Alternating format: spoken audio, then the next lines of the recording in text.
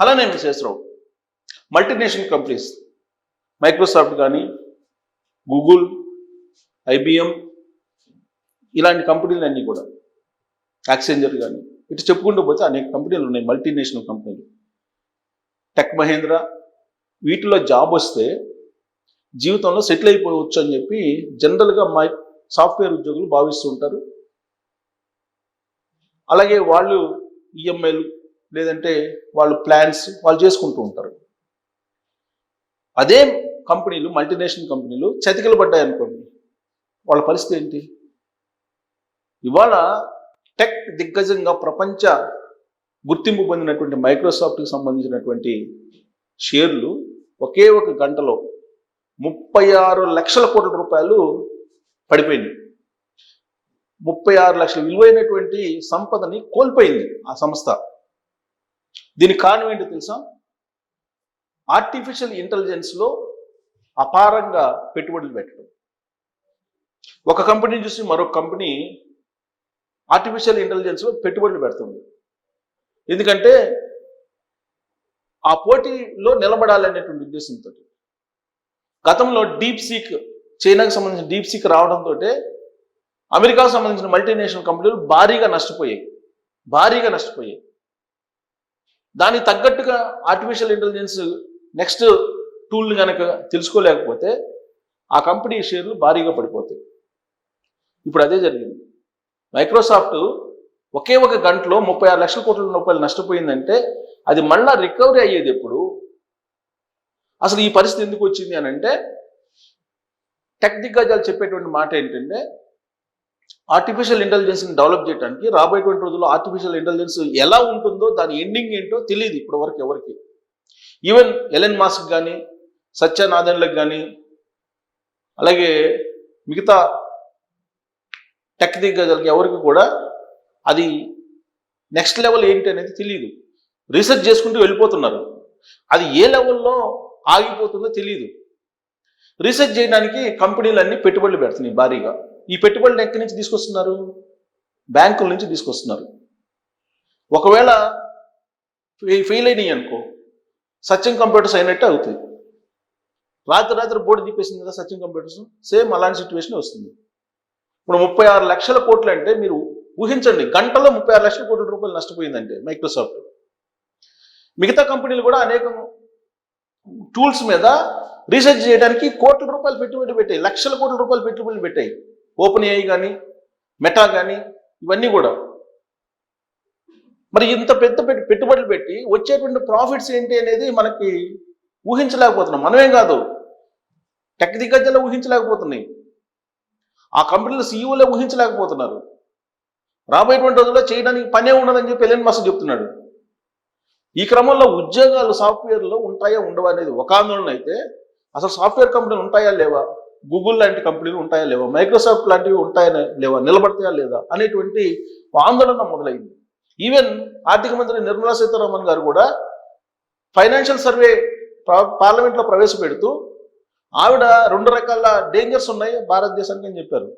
ఒకటి artificial intelligence ఏ రూపంలోకి అది వస్తుంది అనే దాని మీద భారత యొక్క ఆర్థిక పరిస్థితి ఆధారపడి ఉంటుంది అని చెప్పారు. 2 ఉపకాయం ఎక్కువ ఉన్నటువంటి వాళ్ళు కనుక పెరిగితే భారత ఆర్థిక వ్యవస్థ తగ్గే అవకాశం ఉందని చెప్పారు.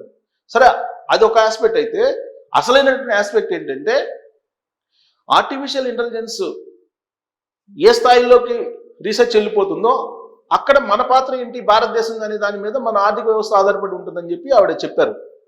అయితే దీని ప్రభావం 20% వరకు మ్యాక్సిమం ఉండే అవకాశం ఉంది అంటున్నారు ప్రస్తుతానికైతే. అదే 20% కన్నా ఎక్కువ ఉందనుకోండి, భారతదేశం యొక్క జీడిపి పరిస్థితి ఏంటి, భారతదేశం యొక్క ఆర్థిక పరిస్థితి ఏంటి అని క్వశ్చన్ వేసుకుంటే 2008, 2009 పరిస్థితులు ఉంటాయని చెప్పి ఎక్స్పెక్ట్ చేస్తున్నారు ఆర్థికవేత్తలు. ఏంటి 2009, 2008 పరిస్థితులు అంటే, అమెరికాలో ఈఎంఐలు కట్టలేక ఇళ్లలో నుంచి బయటకు వచ్చి వాహనాల్లో జీవించారు. తినటానికి తిండి లేక అడుక్కునే పరిస్థితికి వచ్చారు. ఆ సమయంలో భారతదేశంలో ఈఎంఐలు కట్టలేనటువంటి చాలా మంది ఉన్నారు. రియల్ ఎస్టేట్స్ డమాలను పడిపోయింది, పాతాళానికి వెళ్ళిపోయింది రియల్ ఎస్టేట్ ఆ టైంలో. మళ్ళీ అది లేవడానికి 10 సంవత్సరాలు పట్టింది.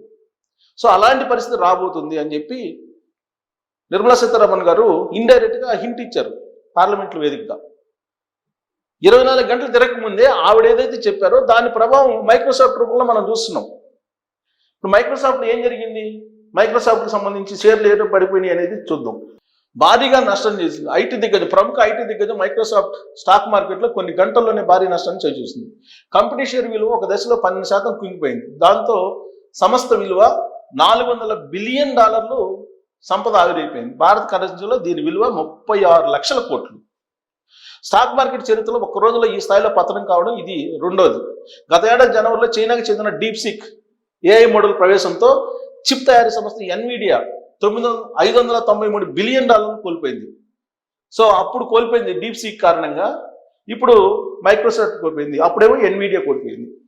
2020 మార్చి తర్వాత మైక్రోసాఫ్ట్ ఈ స్థాయిలో నష్టాలను చవిచూడడం ఇది తొలిసారి. 1986లో ఈ టెక్ సంస్థ ఐపీఓకి వచ్చిన తర్వాత ఈ స్థాయి నష్టాలను చూడడం చాలా తక్కువ.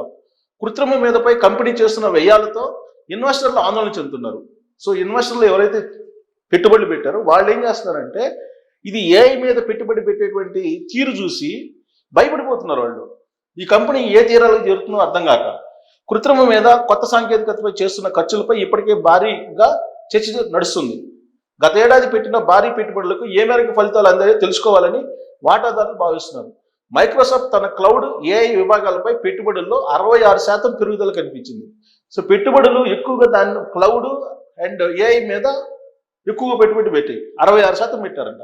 ఇటీవల త్రైమాసిక ఫలితాలు ఈ విషయం వెల్లడింది. కానీ మైక్రోసాఫ్ట్ క్లౌడ్ ప్లాట్ఫామ్ అజ్యూర్ వృద్ధి గత త్రైమాసికంతో పోలిస్తే మందగించింది. ఇది మదుపర్ల సెంటిమెంట్ని దెబ్బతీసింది. అది విషయం. పెట్టుబడికి తగిన విధంగా అక్కడ రీసెర్చ్ లేదు. దాంతో ఇన్వెస్టర్స్ అనుమానపడి అమ్మటం మొదలుపెట్టారు. దాంతో ఒత్తిడికి లోనై 12% షేర్ పడిపోయింది. గత ఏడాది కాలంలో డేటా సెంటర్ల మీద గూగుల్, మెటా, మైక్రోసాఫ్ట్, అమెజాన్ వంటి కంపెనీలు భారీగా పెట్టుబడులు పెట్టనున్నాయి. ఈ ఏడాది, రాబోయే ఏడాది అంటే ఈ ఏడాది. ఎవరు? Google, meta, Microsoft, Amazon. దానికోసం గూగుల్ తప్ప మిగతా కంపెనీలన్నీ రుణాల బాట పట్టనున్నాయి. ఏఐతో తమకు స్వర్ణయుగం వస్తుందనే ఆశతో అప్పులు చేస్తున్నారు. ఓపెన్ ఏఐ సంస్థ రానున్న సంవత్సరాల్లో 1.4 లక్షల కోట్లు, 1,40,000 కోట్లు డాలర్లు పెట్టుబడులు అవసరం. డాలర్లు, రూపాయలు కాదు, డాలర్లు అవసరం అవుతాయని చెప్తుంది. ఏది? Open AI. 2030కి కానీ లాభాలు రావని ఇప్పటికే వెల్లడైంది. ఈ ఎదురుచూపులు మదుపరులను నిరాశకు గురి చేశాయి. ఇది విషయం. సో ఇప్పుడు పెట్టుబడి పెడితే ఇది 30 లక్షల కోట్లు, 40 లక్షల కోట్లు పెట్టుబడి పెడితే 2030 నాటికి దాని రిజల్ట్ వస్తాయని చెప్పి ఎక్స్పెక్ట్ చేస్తున్నారు. దీంతో గాల్లో మేడలు కడుతున్నాయి, ఈ సంస్థలన్నీ గాల్లో మేడలు కడుతున్నాయి అని చెప్పి భావించి ఇన్వెస్టర్స్ ఎవరైతే పెట్టుబడులు పెట్టారో వాళ్ళందరూ మళ్ళీ తీసుకునేటువంటి ఆలోచన చేశారు. దాంతో షేర్ వాల్యూ 12% పడిపోయింది. 12%. అంటే గూగుల్ తప్ప మిగతా కంపెనీలన్నీ బ్యాంకుల నుంచి లోన్లు తీసుకొని పెట్టుబడులు పెడుతున్నారు. ఒక రీసెర్చ్ జరుగుతుంది. ఈ రీసెర్చ్ రిజల్ట్ ఎలా ఉంటుందో మనం ఎక్స్పెక్ట్ చేయలేం. రీసెర్చ్ సక్సెస్ అయిందనుకోండి, ఒక కంపెనీ సక్సెస్ అవుతుంది, మిగతా కంపెనీలు వాటి పరిస్థితి ఏంటి? ఇలాంటి అనుమానాల కారణంగానే ఆ కంపెనీల్లో పెట్టుబడులు పెట్టినటువంటి వాళ్ళు వెనక్కి తగ్గుతున్నారు. దాంట్లో మైక్రోసాఫ్ట్ నుంచి బాగా వెనక్కి తగ్గుతున్నటువంటి పరిస్థితి. ఈ మల్టీనేషనల్ కంపెనీలు అన్నిటికీ కూడా రాబోయే రోజుల్లో ఇదే పరిస్థితి ఉంటుందని చెప్పి భారత ఆర్థిక మంత్రి నిర్మలా సీతారామన్ గారు పరోక్షంగా హింట్ కూడా ఇచ్చారు పార్లమెంట్లో.